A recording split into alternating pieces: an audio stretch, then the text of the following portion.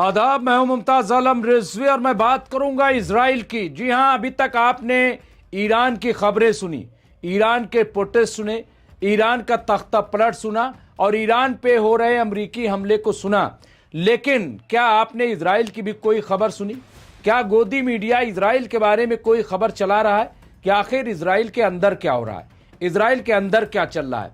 आपने ईरान के बारे में सुना? अभी ये भी खबर आ रही है कि आयतुल्लाह सैयद अली खामनाई को मारने की पूरी प्लानिंग कर रहा है अमेरिका। उस पर ईरान ने जवाब दे दिया है। ये तमाम चीज़ें सुन रहे हैं। अब हालांकि ताज़ा खबर यह है कि वहाँ इंटरनेट बहाल कर दिया गया ईरान के अंदर और वहाँ की ज़िंदगी जो है वो मामूल पे आ गई है। कहीं किसी तरह का कोई प्रोटेस्ट नहीं है। लेकिन अमेरिका अब भी धमका रहा है, अमेरिका अब भी आयतुल्लाह सैयद अली खामनाई को मारने की बात कर रहा है। क्यों? सिर्फ इसलिए कि उन्होंने कहा कि हम अमेरिका के आगे नहीं झुकेंगे, क्योंकि उनका कहना है कि जो सर अल्लाह के आगे झुक गया फिर वो किसी भी ताकत के आगे नहीं झुक सकता। तो क्या इसीलिए Donald Trump Ayatollah Syed Ali खामनाई को मारना चाहते हैं? और उसकी वजह बता रहे हैं कि दरअसल वहां पे लोग प्रोटेस्ट कर रहे हैं, उसको दबाया जा रहा है। अब मैं आपको इजराइल की तस्वीर दिखा रहा हूं। आप देखिए कि इजराइल के अंदर लोग चाहते हैं कि अब नेतन्याहू सरकार न रहे। वहां मुसलसल प्रोटेस्ट हो रहा है, एहतजाज हो रहा है, यहां तक कि लोग जो हैं वो बैरिकेड को तोड़ करके नेतन्याहू के घर तक पहुंच गए हैं। वहां पे आप ये तस्वीरें देख सकते हैं कि किस तरह की तस्वीरें सामने हैं। और ये प्रोटेस्ट आज का नया नहीं है। अगर आप देखें तो 7 अक्टूबर 2023 से बहुत पहले से, 8-9 महीना पहले से बेंजामिन नेतन्याहू के खिलाफ मुसलसल इजराइल के अंदर प्रोटेस्ट हो रहा है, एहतजाज हो रहा है। उनको हटाने की मांग चल रही है, उनको जेल भेजने की मांग चल रही है। ये वही वजीर आजम है जो अब तक 70 बार करीब अदालत में हाजिर हो चुके हैं। किसकी बुनियाद पे? क्योंकि इन्होंने भ्रष्टाचार किया है, रिश्वतखोरी की है और इनके बड़े बड़े घर हैं दूसरे मुल्कों में। तो अब सवाल यह है कि इस पर अमेरिका चुप्पी क्यों साध लेता है? अमेरिका बार बार जो है वो बेंजामिन नेतन्याहू को बचाने की कोशिश क्यों करते हैं? अगर यहां प्रोटेस्ट हो रहा है तो यहां जमहूरियत की बात क्यों नहीं करते? क्या इजराइल के अंदर जमहूरियत नहीं होनी चाहिए? क्या इजराइल के अंदर जो लोग प्रोटेस्ट कर रहे हैं उनकी हिमायत में अमेरिका को आगे नहीं आना चाहिए? आखिर दुनिया क्यों चुप है? मीडिया क्यों चुप है? मीडिया क्यों नहीं कह रहा है?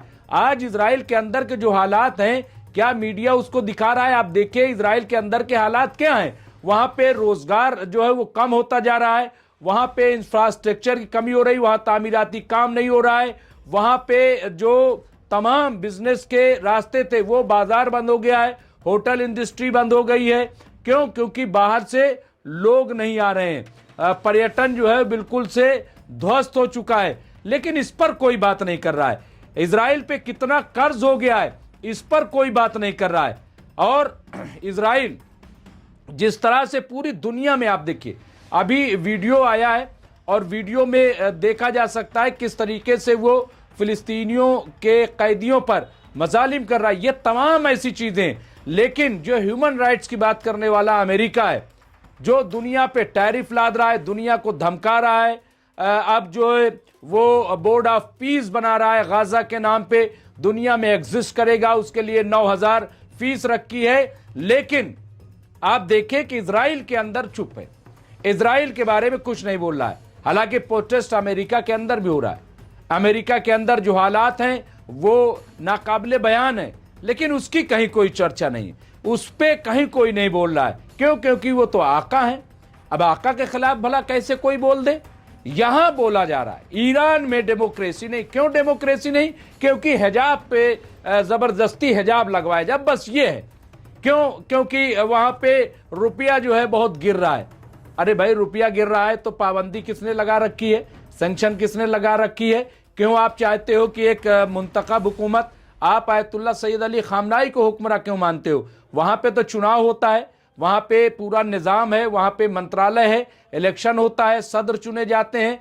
अभी जब आपने देखा कि जब हसन इब्राहिम वहां के जो सदर एक हादसे में मारे गए, हालांकि उसे हादसा नहीं माना जाता, तो वहां पे फौरन महज 2 महीने में वहां पे दोबारा इलेक्शन सदर का कराया गया। क्या ऐसा कहीं होता है? फिर भी आपको लग रहा है कि वहां डेमोक्रेसी नहीं, वहां पे औरतें स्पोर्ट्स में नहीं, किस चीज में नहीं है। फिर वहां पे अभी आपने देखा कि चंद औरतों को छोड़ करके पूरा ईरान मैदान में उतर आया सरकार की हिमायत में। दरअसल ये कुछ नहीं है, ईरान जो है जिस पे नजर गड़ा लेता है उस पे कब्जा करना चाहता है। ईरान हर चीज को हड़पना चाहता है, अमेरिका हर चीज को हड़पना चाहता है। तो वो चीज जो है आप देखिए कि अमेरिका जो है वो ईरान को हड़पना चाहता है। ये बात अभी आयतुल्लाह सईद अली खामनाई ने कहा कि दरअसल वो ईरान पे कब्जा करना चाहता है, लेकिन हम ऐसा होने नहीं देंगे। तो ये चीज आप देखिए, और इसकी बड़ी हिस्ट्री है कि किस तरह से एक डेमोक्रेटिक सेटअप को, ये आज से नहीं पहले भी शाह रज़ा पहलवी को कौन लेकर के आया था, वो भी आप हिस्ट्री पढ़िए। और फिर ईरान को क्या से क्या बना दिया था, वहां शराब नोशी आम हो गई थी, वहां बरहना औरतें जो है घूमने लगी थी, वहां पे वेस्टर्न कल्चर पूरी तरह से हावी हो गया था। आज हमारे यहाँ की भी कुछ मीडिया जो है कह रहे इसमें बुराई क्या है, इसमें बुराई क्या है। आप बताइए, एक हिंदुस्तान का आदमी जिसकी अपनी मर्यादा है, हम पुरुषोत्तम राम के यहाँ पे मुल्क में रहते हैं, कह रहे हैं इसमें हर्ज क्या है। वेस्टर्न कल्चर इतना पसंद है, इतना अच्छा लगता है, और खास तौर से हमारे कुछ एंकर जिस तरह से सपोर्ट करते हैं। मैं समझता हूं कि ये हर मुल्क का अपना कल्चर है, हर मुल्क की अपनी तहजीब है, और इसीलिए रंगारंग है। जिसको मॉडर्न होना है वो रहे, लेकिन जो पर्दे में रहना चाहता है, किसी को साड़ी पसंद है, ठीक है, किसी को कोट पैंट औरतों को पसंद है, किसी को नकाब और वो पसंद है, तो वो अपने तौर पे कर रही हैं। और यहाँ पे वर्गैलिटी जो परोसना कि जिस तरह से हम देखते हैं, अगर वहां पे कहीं कोई पाबंदी है कि भाई इस तरीके से आप न करें, घर में आप रहिए जिस तरह से रहिए, कौन मना कर रहा है। और ईरान में भी आप देखिए कि जीन्स टी शर्ट सब लड़कियां पहनती हैं, औरतें पहनती हैं, लेकिन वो हिजाब में रहती हैं। जहां औरतें रहती हैं वहां पे वो हिजाब उतार दिया जाता है। बाकी आप हर चीज में देखिए, लेकिन बात असल में ये है ही नहीं। अगर ये भी प्रोटेस्ट होता, महंगाई का प्रोटेस्ट होता, बेरोजगारी का प्रोटेस्ट होता, वहां पे और जो मसाइल है उस पर प्रोटेस्ट होता, तो ठीक है। लेकिन वहां पे तख्ता पलट असल में मकसद था, और इसके पीछे पूरी तरह से मुसाद और CIA था।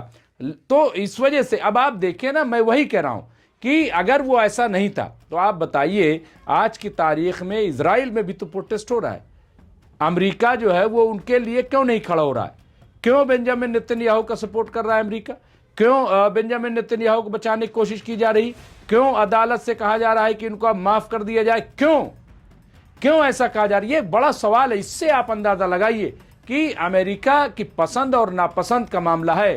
डोनाल्ड ट्रंप किसको पसंद करते हैं, किसको नहीं पसंद करते, उस पर डिपेंड करता है। लॉ एंड ऑर्डर कुछ भी नहीं है। अब ये बनाने जा रहे हैं बोर्ड ऑफ पीस। क्या होगा board of peace? Board of peace कैसे चलेगा? आप खुद ही जो है पीस के दुश्मन हो। आप खुद जो है पीस नहीं चाहते हो। कितनी बार गाजा के मामले में आप बताइए यूएनओ में वोटिंग हुई, हिंदुस्तान तक ने वोटिंग की कि वहां पे जंग रोकी जाए, लेकिन वीटो किसने लगाया? अमेरिका ने। क्यों आपने वीटो लगाया? क्यों आपने रोकवाने की कोशिश नहीं की? ये तमाम चीजें ऐसी हैं जिससे अंदाजा होता है कि अमेरिका जो है वो खुद नहीं चाहता। और मैंने कहा था कि अमेरिका को जंग से प्यार है क्योंकि इनके तजारत हथियार है, इनको घमंड है। लेकिन मैं समझता हूं कि यह हथियारों का घमंड भी बहुत जल्दी टूट जाएगा, और टूट गया है। क्योंकि जंग जो रुकी है ईरान में, वो इसलिए नहीं रुकी कि लोगों ने रोक दिया, इसलिए रुकी क्योंकि आज की तारीख में ईरान पे अटैक करना आसान काम नहीं है, बच्चों का खेल नहीं है। सोच समझ कर अटैक करना पड़ेगा, क्योंकि अब वॉर जो है वो सिर्फ इजराइल तक महदूद नहीं होगी, बल्कि ऐसा दिखाई दे रहा है, जो तजिया निगार कह रहे हैं कि वॉर जो है वो अमेरिका में दाखिल हो जाएगी।